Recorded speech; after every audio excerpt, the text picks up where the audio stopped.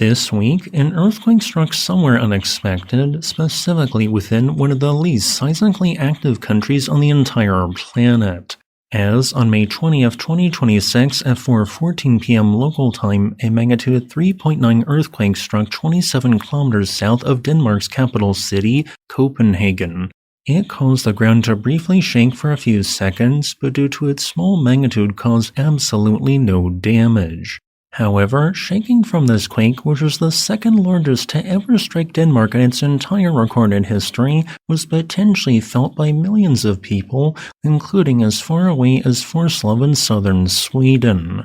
Yet, while I have already seen multiple geologists claim that this quake occurred within a large structural feature known as the, forgive my likely mispronunciation, Sorgenfrei-Tornquist zone, which marks an ancient, long inactive plate boundary and forms a long zone of weakness in the crust outlined here, I must disagree with these claims. I am not making fun of these geologists, just from an intellectual perspective, I disagree with their scientific interpretation of why this earthquake happened.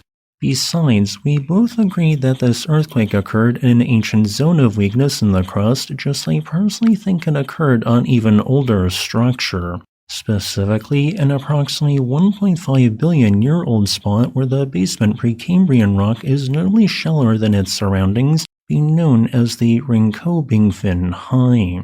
Marking a high point, there are naturally steep normal faults that formed on both sides of it that dip away from its center downwards, going towards the more general level of Precambrian bedrock in the vicinity.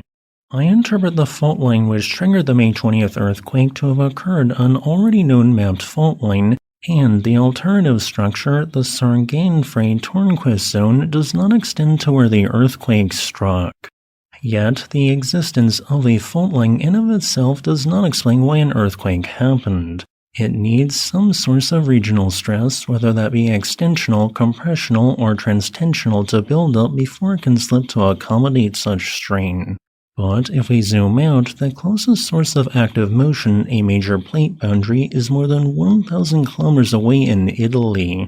This, however, does not seem to be the source of our strain. Instead, we must go all the way to Iceland in the northern Atlantic Ocean, where a divergent tectonic plate boundary is causing the North American plate to move westwards and the Eurasian plate to move eastwards. This distant plate boundary adds some strain on fault lines even far away in Denmark. In Denmark, while the entire country is slowly moving to the northeast on the Eurasian plate, this is not occurring at a completely uniform rate. And it just so happens that the eastern section of the island of Zealand is moving to the northeast at a faster rate than the western section of the island, creating minor extensional stresses. These stresses built up over time until a small section of the unnamed existing fault slipped, creating Wednesday's earthquake. You might have noted that ancient weak zones in the crust are a common explanation for earthquakes worldwide, especially away from active plate boundaries, and this is one reason why I say that in my opinion, up to a magnitude 5.0 earthquake at a minimum can theoretically occur anywhere on the planet.